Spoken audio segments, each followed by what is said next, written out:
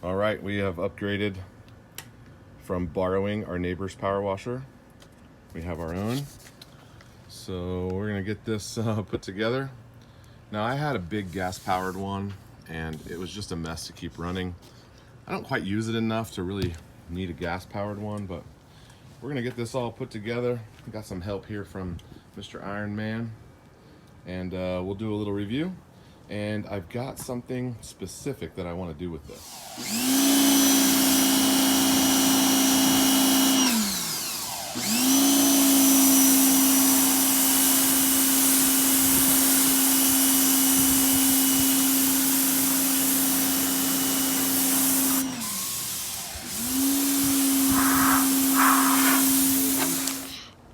Have a little quick connect on the end of them. This is the, what is this one? 25-degree tip. All right, go ahead.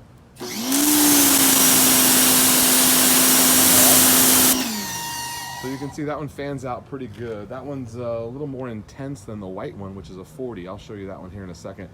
This green or yellow, whatever it is the 25-degree. I used it on my tires and wheels and it did a pretty good job. It probably is a little too aggressive for the paint, maybe. I got an old truck here, so probably don't want to get too wild with the paint, but that one is the 25-degree. Good job. Nice. You see that one is quite a bit wider. They call that a 40-degree, and the 40-degree is okay for, let me show you, I've done a little section of the concrete here. The 40,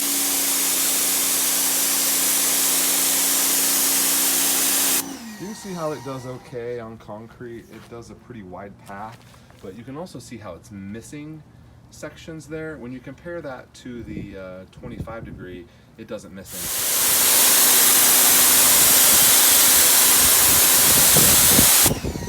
So that's the 25. It's much more thorough. If you were going to do your whole driveway a couple inches at a time, that would be brutal. But there's one more tip. Let me show you. This one is a turbo nozzle, and I told you I had previously had a power washer. I actually was in the concrete business like 15 years ago, and these have come a long way. My old one, which I still have, I paid like over $100 for it, and this one actually came with it. So I'm sure this is probably 25 bucks or less if you were to buy it by itself. But it came with the whole unit, and I only paid $179 for everything. Came with the hose and the wand and a couple of different tips. I saved a couple of my older tips when I got rid of the other power washer, but this is actually a 0-degree, but it spins and it oscillates, and it does a great job, but it's very aggressive. It would be too much for your paint. So you can see it spinning. Go ahead and hit it again. See it spinning. All right, good. But it's really aggressive, and you could actually draw something out into my driveway's pretty dirty. But I told you I have something specific that I want to do with this, and my previous truck leaked oil on my driveway, and I can't really show it to you right now because it's underneath there, but my previous truck leaked oil. I have a bad oil spot, and we are going to try a bunch of things to try to get rid of that oil spot. We're going to start by cleaning it, getting it real clean, and then I want you guys to throw me some suggestions, and we're going to try everything. I've seen about 20 different things, and we're going to try them all to try to get rid of our oil stain. I wish I could show it to you right now, but I can't. But we'll start out with this 0-degree tip and get it real clean. Okay, so we've used this a little bit, and it seems to work fine. I didn't know, my previous one was 4,000 PSI, but it's been years.